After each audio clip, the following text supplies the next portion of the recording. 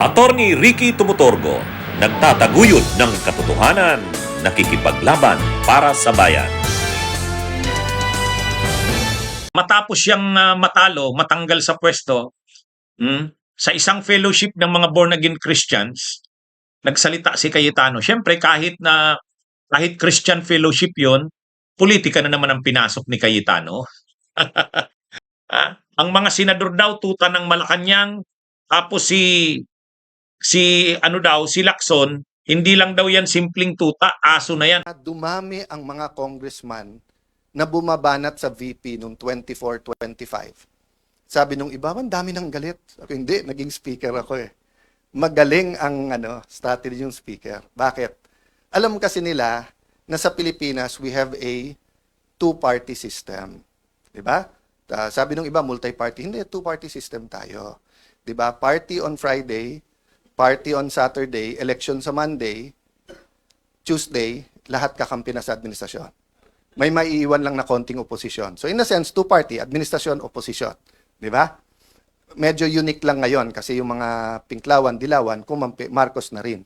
Dahil ayaw kay VP Sara. So ang nangyayari ngayon, they claim to be the opposition, but the opposition oppose. They're actually co-administering. Di ba? So, what's my point there? Ang galing ng ginawa nila.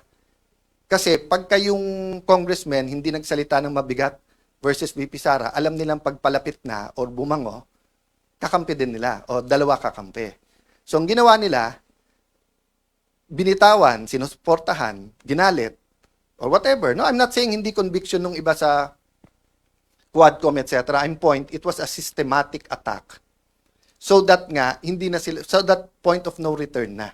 Na kung ikaw man si VP Sara, paano mo pang kakausapin yung mga yon?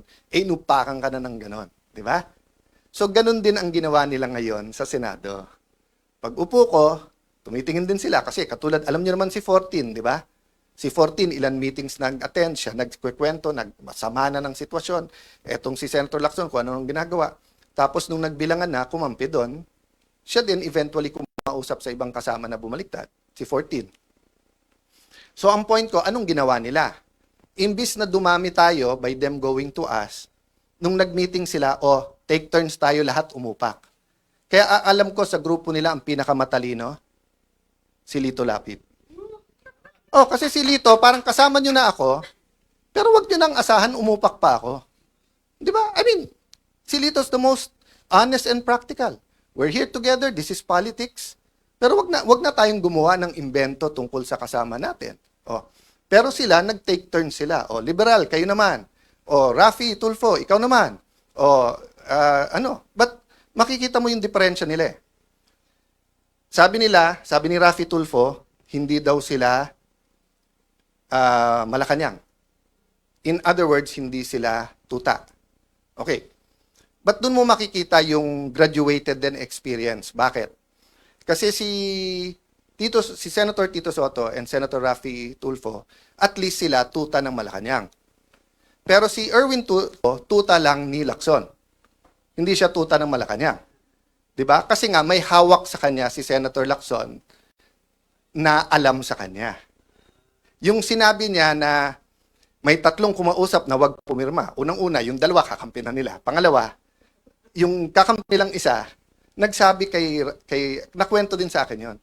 Sinabi kay Erwin, kami ang ginaganito ngayon. Ito ang hawak sa'yo. 1, 2, 3, 4, 5. Isang araw, ikaw gaganon. Kaya nung una, hindi rin pumirma si Erwin.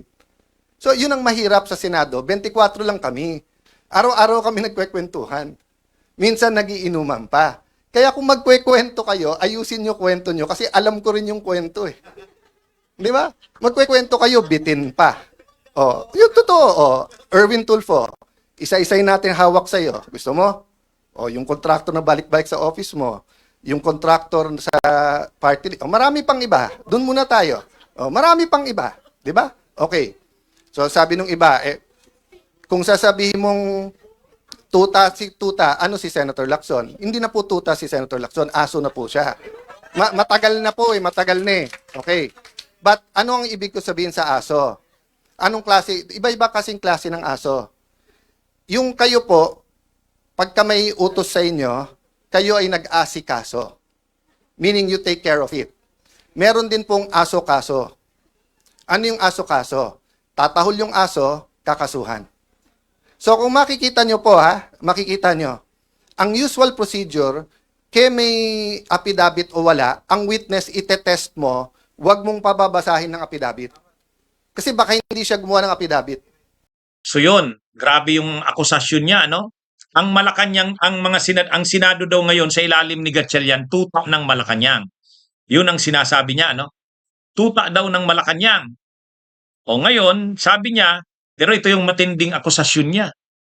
Si Soto, tuta ng Malacanang. Si Rapi Tulfo, tuta rin ng Malacanang. Si Erwin Tulfo, hindi na daw tuta yan. Hindi tuta ng Malacanang, tuta daw yan ni Lacson. Si Lacson, masyado ng malaki yan, hindi na yan tuta, aso na. Grabe. Sobrang bastos, mga kabunyog, mga kababayan. Grabe. Akala mo naman, pag nagsalita siya. Bakit siya ba? Hindi diba? Hindi ba tuta rin siya ng Duterte? Kung makapagsalita itong si Cayetano, akala mo naman napaka-independent minded niya, di ba? Akala mo hindi siya hawak ng kung kani-kaninong politiko. Napaka-ipokrito nito ni Cayetano. Mga kabunyo. Inaakusa niya ngayon ang Senado na hawak ng Malacanang, tuta ng Malacanang. Bakit siya? Ano ba siya? Di ba tuta din siya ng Duterte? Di ba tuta din siya ng Duterte? Totoo yan. Wala namang, lagi ko namang sinasabi rin yan.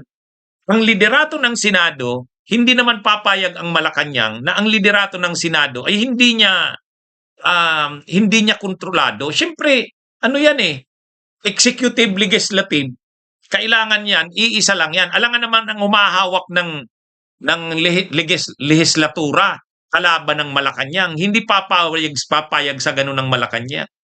O kaya nga ginawan din talaga naman ng paraan ng Malacanang na mapalitan kasi itong si Cayetano, hindi na siya nagja-jive sa interest ng Malacanang.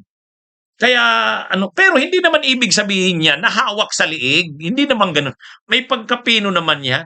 Pero itong si Cayetano, kung makapagsalita siya, parang hindi naman siya naging Senate President or hindi siya naging Speaker ng House. Ay bakit nung panahon ni Duterte, nang Speaker siya ng Kamara, di ba pinipilit niya noon na siya pa rin ang Speaker ng House? Pero nung nagsalita na si Duterte, wag na. I-honor mo na yung usapan niyo ni Lord Alan Velasco. May nagawa ba siya? Di ba mga kabunyog, mga kababayan?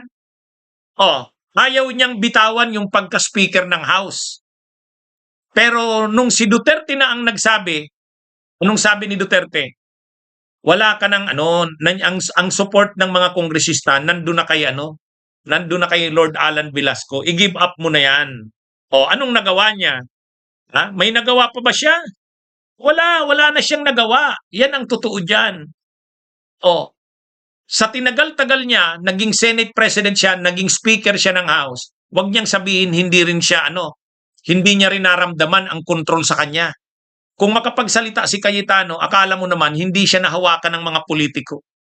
Tuta siya ng Duterte hanggang ngayon. Duterte puppet. Yan yung totoo. Kaya masyadong ipokrito ito, mga kabunyog, itong tao na to.